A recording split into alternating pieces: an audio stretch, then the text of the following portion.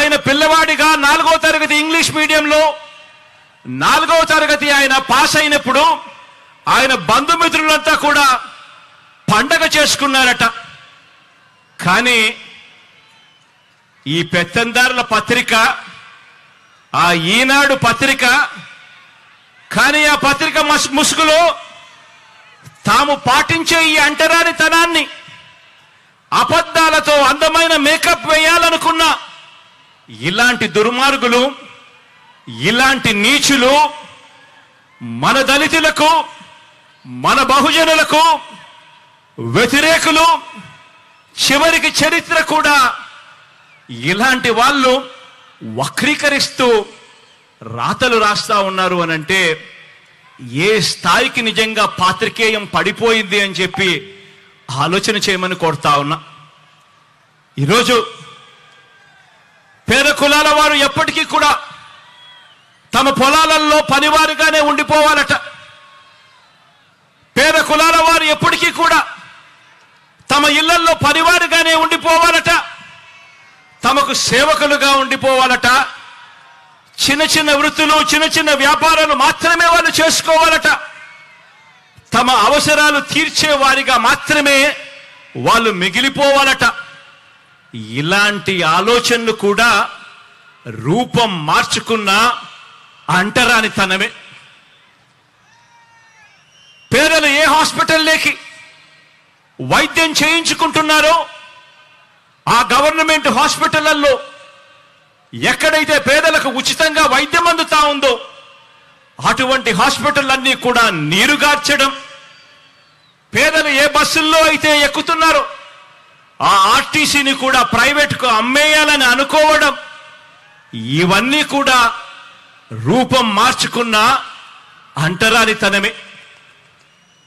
ఏ పౌర సేవ కావాలన్నా కూడా, ఏ పథకం పేదవాడికి కావాలన్నా కూడా ఆ పేదలు లంచాలిచ్చుకుంటూ, వివక్షకు లోనవుతూ, కార్యాలయాల చుట్టూ తిరుగుతూ, జన్మభూమి కమిటీల చుట్టూ తిరిగేలా వారి సహనాన్ని పరీక్షించడం కూడా రూపం మార్చుకున్న అంటరానితనమే. అవ్వ తాతలకు పెన్షన్ కావాలన్నా, రైతన్నలకు ఎరువులు కావాలన్నా పొద్దున్నే లేచి పొడువాటి లైన్లలో ఆ క్యూలల్లో నిలబడి చివరికి ఆ క్యూలలోనే మనుషులు చనిపోతున్నా కూడా పాలకుల గుండె కరక్కపోవడం కూడా, ఇవన్నీ కూడా రూపం మార్చుకున్న అంటరానితనమే. ఈ అంటరానితనంలో, పేదల మీద పెత్తందారి భావజాలంలో ఇవన్నీ కూడా భాగాలే. ఎస్సీల అసైన్డ్ భూముల్ని కూడా కాజేసి తాము గజాల లెక్కన అమ్ముకోవాలనుకున్న రియల్ ఎస్టేట్ రాజధానిలో పేద సామాజిక వర్గాలకు చోటు లేకుండా తాము మాత్రమే ఒక కోట కట్టుకోవాలన్న కుతంత్రాలు చేయడం కూడా రూపం మార్చుకున్న అంటరానితనమే. రూపం మార్చుకున్న ఈ అంటరానితనం అంటే, పేదల ఇళ్ల నిర్మాణానికి భూములు ఇస్తే సామాజిక సమతౌల్యం దెబ్బతింటుంది అని చెప్పి ఏకంగా కోర్టులకు వెళ్ళి ఆ కోర్టుల్లో కేసులు వేసి సిగ్గు లేకుండా వాదించడం కూడా రూపం మార్చుకున్న అంటరానితనమే.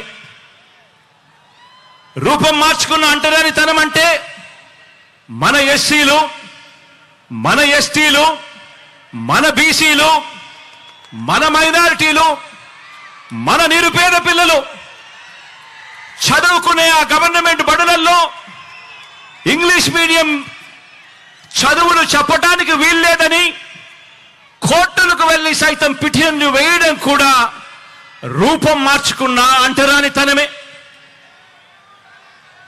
ఆ పేద వర్గాల పిల్లలకు ట్యాబులు ఇస్తే అందులో వారు చూడకూడనివి చూస్తున్నారంటూ వాళ్ళ పిల్లల చేతుల్లో కూడా సెల్ ఫోన్లు ఉన్నాయని, ట్యాబులు ఉన్నాయి అన్న విషయాన్ని ఉద్దేశపూర్వకంగా కూడా మర్చిపోతూ డిజిటల్ లిటరసీని మన పేద పిల్లలకు ఇవ్వటానికి వీల్లేదని చెప్పి కుట్రపూరితంగా రాతలు రాయడం, వాదించడం కూడా రూపం మార్చుకున్న అంటరానితనమే.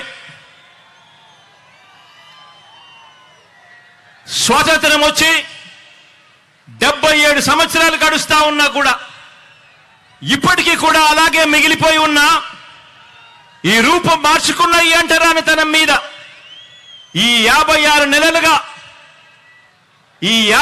నెలలుగా మనం చేస్తా ఉన్న ఒక సామాజిక, ఆర్థిక, రాజకీయ యుద్ధానికి నిలువెత్తు నిదర్శనంగా ఈ అంబేద్కర్ గారి విగ్రహం ఎప్పటికీ కూడా కనిపిస్తానే ఉంటుంది. ఈ విగ్రహం దేశంలోనే కాదు, ప్రపంచంలోనే అతిపెద్ద అంబేద్కర్ గారి విగ్రహం అని కూడా చెప్పడానికి గర్వపడతా ఉన్నా. దేశంలోనే కాదు, ప్రపంచంలోనే అతిపెద్ద అంబేద్కర్ గారి విగ్రహం అని చెప్పడానికి గర్వపడతా ఉన్నా. ఈ వీడియో కనుక మీకు నచ్చితే లైక్ చేయండి. మా ఛానల్ని సబ్స్క్రైబ్ చేసుకోవడం మాత్రం మర్చిపోకండి.